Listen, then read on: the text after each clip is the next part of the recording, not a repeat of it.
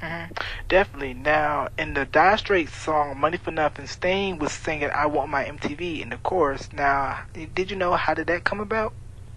I think the two were pals, basically. Yeah. Hmm. Now, what was one of your most memorable interviews as a VJ on the channel? Interviews. It's your time. Go ahead. Go down the list. Oh boy, there's. Excuse me. There are a lot of them. Geez. And I always, every time I get asked a question, something like that, I have to really stop and think, because there were so many that I really liked. Of course. I know. Well, no, that was after MTV. Never mind. Chrissy Hine is somebody that I really, really love. George Clinton, Parliament Funkadelics. He was wild. I really liked him a lot. I thought he was very cool. Tom Petty, one of my favorites. Mellencamp in the early days. Just the list goes on and on and on. Duran. A lot of favorites. Mm-hmm. Now, how did MTV manage to survive in the early years without having that many videos? We played them over and over again. The repetition. Mm-hmm. So basically, they would come out the wazoo saying, we have thousands and thousands of videos, but only there was like so handful, and Rod Stewart's pretty much made bulk of the catalog at the time. Well, I think there were about 500. 500 videos? I think about that, if I remember correctly. Okay. Now, do you know who came up with the now famous MTV logo, the center block M, and the TV airbrush? It was a graphics company, and I don't remember the name. I'm sorry. It's okay.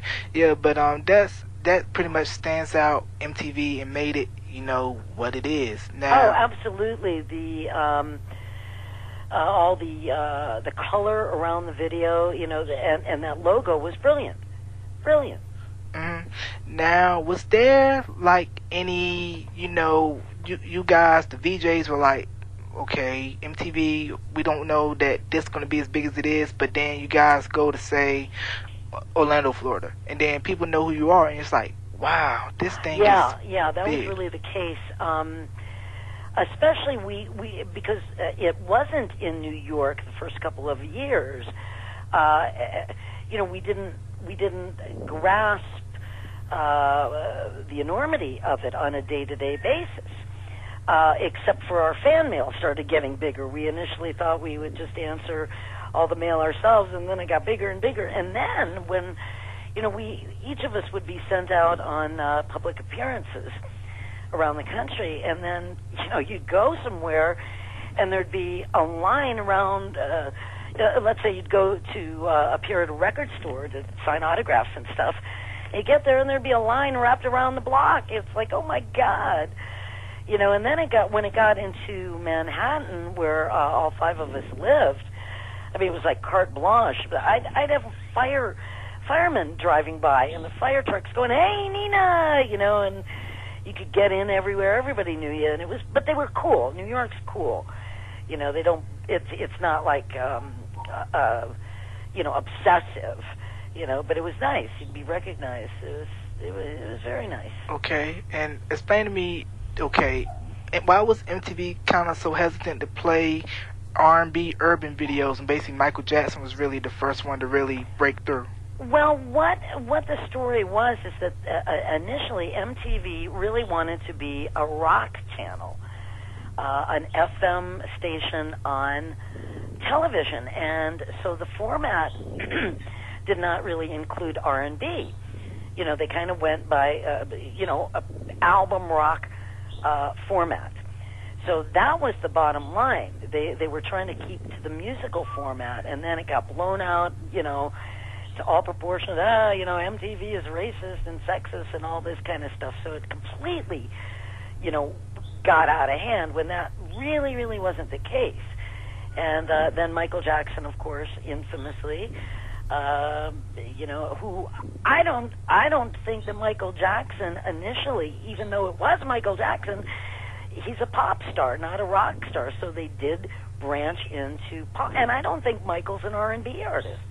I think he's a pop star, pure and simple. Mm-hmm. You know, I did. Do you? I mean, he's not. He crosses over, but basically, he's pop. Definitely Yeah. pop. And also too, Run DMC Rockbox first rap video to get played on MTV. I believe so. You probably know. I'm not sure. Mm-hmm. That could be true. You probably would know that. You seem to know your history pretty damn well. Yes, I do, and I'm only 21 years old, by the way. Yeah. Right. Now, explain to me those promos. I mean, those really stood out for MTV with the logo and the various ways they would come up to promote, especially during the I Want My MTV period. Mm-hmm. Tell me a little bit about those. Well, just that I think that they really put to use a more modern term, but a brand on MTV. I mean, it was very distinctive, and you saw nothing like that on network television. I mean, you wouldn't. And that really, the graphics alone had a very big impact on what started happening with commercials and everything.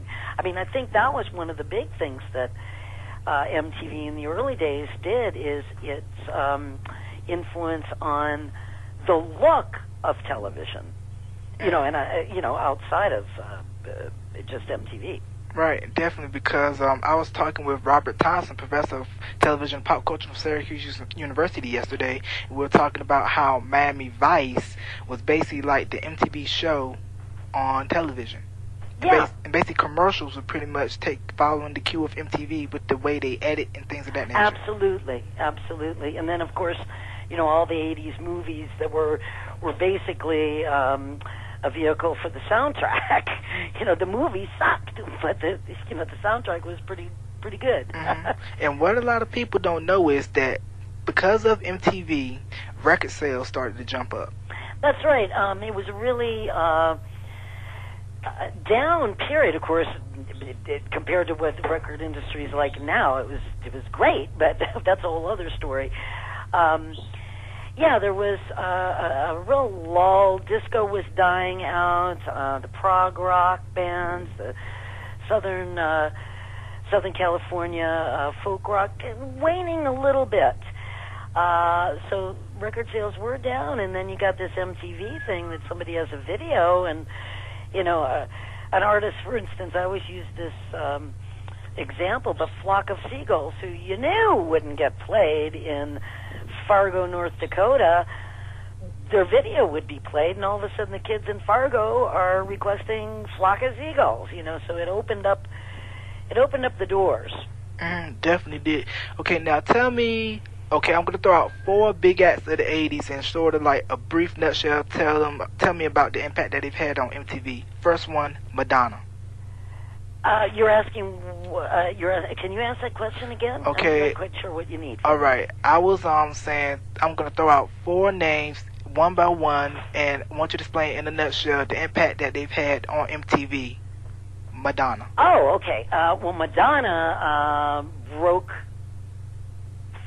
the boundaries. I mean, she just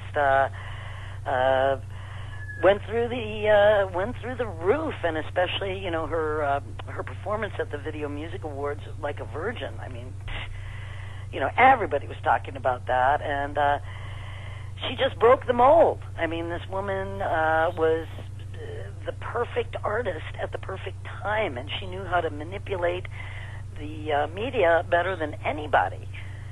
So yeah, that's Madonna.